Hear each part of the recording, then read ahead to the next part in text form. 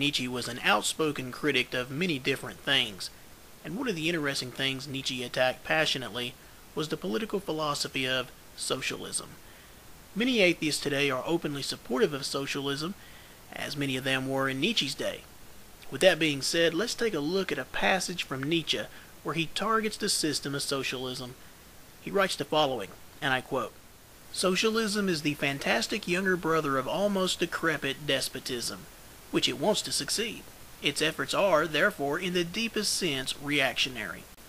For it desires such an amount of state power as only despotism has possessed. Indeed, it outdoes all the past in that it aims at the complete annihilation of the individual, whom it deems an unauthorized luxury of nature, which is to be improved by it into an appropriate organ of the general community. Owing to its relationship, it always appears in proximity to excessive developments of power, like the old typical socialist, Plato, at the court of the Sicilian tyrant.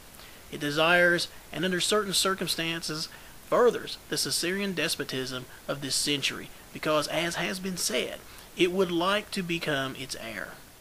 But even this inheritance would not suffice for its objects. It requires the most submissive prostration of all citizens of the absolute state, such as have never yet been realized, and as it can no longer even count upon the old religious piety towards the state, but must rather strive involuntarily and continuously for the absolute thereof, because it strives for the abolition of all existing states, it can only hope for existence occasionally, here and there for short periods, by means of the extremist terrorism.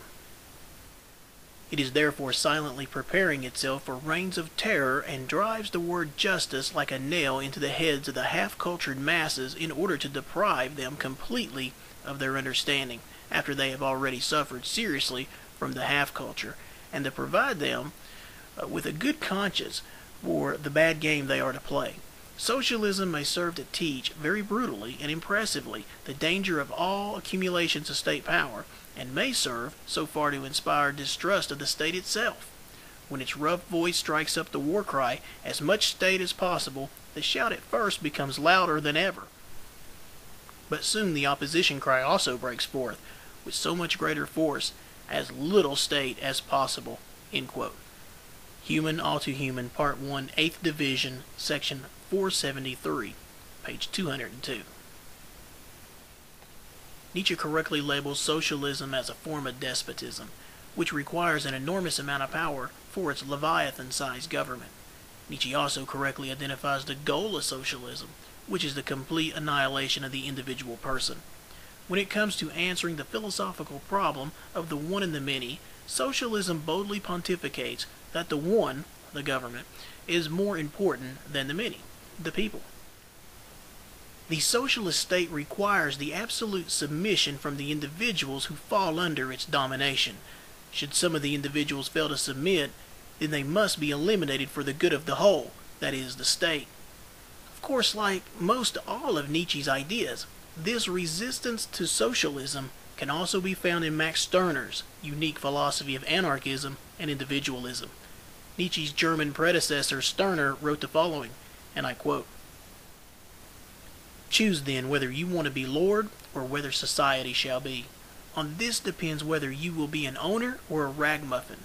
The egoist is owner. The socialist is a ragamuffin. But ragmuffinism, or propertylessness, is the sense of feudalism, of the feudal system, which since the last century has only changed its overlord." End quote. The Ego and His Own, Part 2, page 313. Nietzsche's warning of the danger of socialism would fall on deaf ears in Germany, and when the National Socialist German Workers' Party joined up with the Roman Catholic Church state, also socialist in political thought, a deadly union was formed in Europe. Nazi socialism, anti-Semitism, and anti-capitalism and anti-communism appealed to the Vatican, which was the first international institution to recognize Hitler's government and the first to sign a treaty with Adolf Hitler, the Concordat. When the Red Cross discovered that the Roman Catholic clergy were working side by side with the Nazis to massacre hundreds of thousands of Serbians, then an appeal was quickly made to Pope Pius XII to openly call a stop to the religious and ethnic genocide.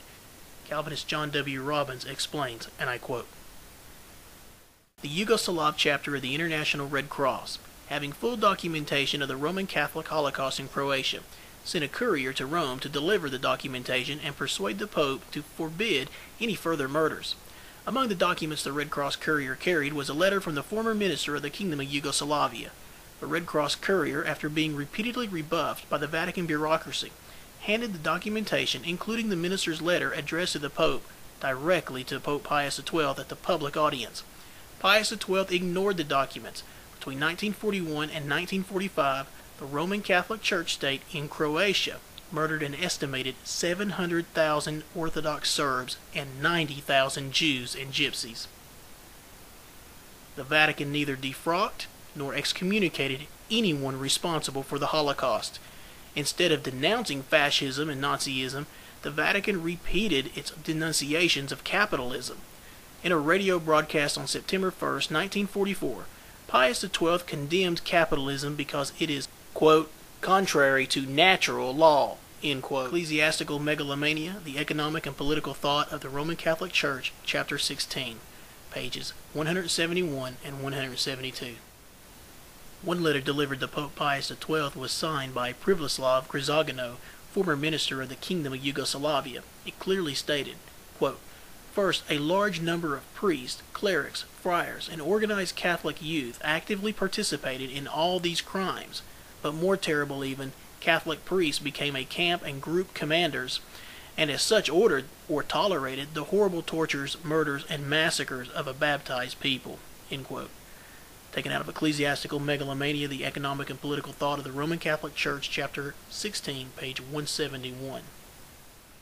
This horrible act of genocide not only testifies to the evil of socialism, but also of the evil of socialist religions, such as Roman Catholicism. But Nietzsche was not the only person who identified the danger of socialism and big government. Nietzsche certainly called for as little government as possible, but long before Nietzsche had put his pen to paper, proponents of Calvinism were busy teaching the biblical political doctrines of small limited government, individualistic liberty and responsibility, and a general distrust for government. Socialism desires the people to put their trust in the government for their salvation, but this is expressly forbidden by the Bible.